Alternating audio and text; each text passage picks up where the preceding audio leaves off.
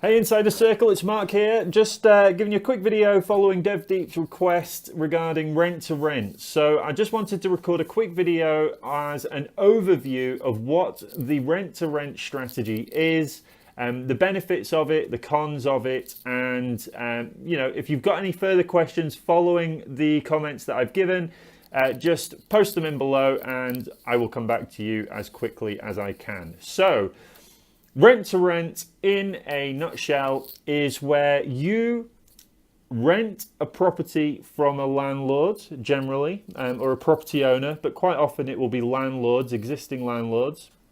You offer them a guaranteed monthly payment, so a fixed monthly payment. You then take that property on, and in taking that property on, you act as the managing agent. So you act in a managing agent capacity, but on a guaranteed rent basis. And then you rent that property out in turn to tenants, whether those are single let tenants or whether they are on a room by room basis. And the difference between the amount that you pay the landlord and the amount that the tenants pay you is what you keep in the middle. And then of that bit that you keep in the middle, you have to remember to deduct your ongoing costs. So things such as bills, if you've included bills, Sky, broadband, whatever extras you include in insurances, council tax, utilities, all of that stuff that you have to pay in the middle. And then whatever the profit is, that is your net monthly cash flow. So to give you an example, we have a 5-bedroom property. That 5-bedroom property, you guarantee a payment to the landlord of that property of £1,000 a month. You can then rent that property out to 5 individual people for, let's just say, £500 a month per room, just to keep the numbers easy. So that's £2,500 a month you're going to make gross from the tenants that you put in. So you have to deduct £1,000 a month to the landlord, which is what you've guaranteed to pay them for as long as the contract has been agreed for. You then have bills and costs, management costs, maintenance costs. So we work that out to be roughly about 30%. So that would be £750. So £1,750 is what your costs are. And then you deduct that from the £2,500 and that leaves you what, £750 a month positive cash flow. And that cash flow becomes your income. So that's your management fee, technically, what you generate, that becomes your income, and that is how a rent-to-rent property works. Now, what I discussed there was a multi-let basis. Rent-to-rent also works on a single-let basis, so it's exactly the same. You guarantee a rent to the landlord, and the uplift that you make is what you keep as profit in the middle. With single-lets, the beauty of those is you don't generally include bills. You don't generally include things like council tax, broadband. It is literally the property as it is. Now, what you're probably saying to yourself is, how can I guarantee the rent to the landlord at a price that they're going to be happy with and then uplift it enough to make those sorts of profits?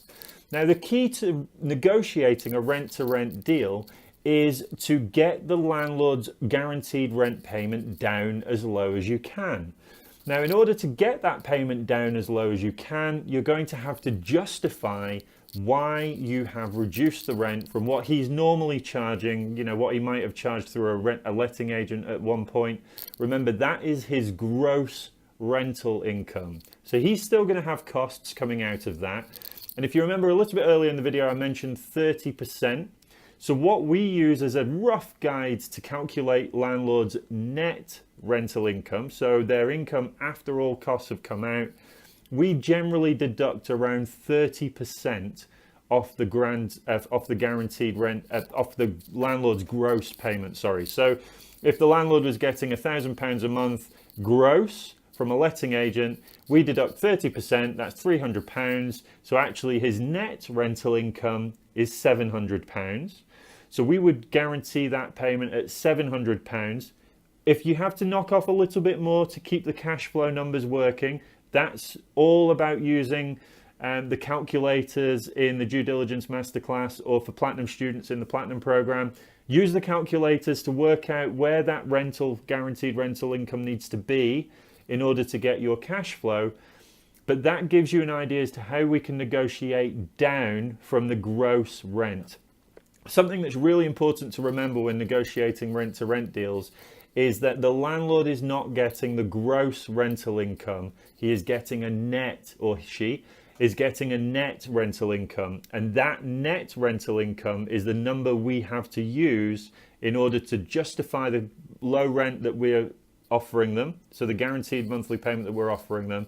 And remember, we pay for maintenance, we pay for the tenant management, we cover voids. That payment is guaranteed. So you can keep chipping away so that actually when you're justifying it to them, they realize that they're still getting a better deal than they get at the moment with no hassle.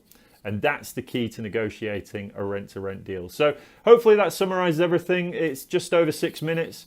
So if you've got any more questions about that, or you want me to dive a bit deeper into one of the points, comment below and I will be more than happy to come back. As always though, have a great afternoon everyone, and happy sourcing. Take care. Bye bye.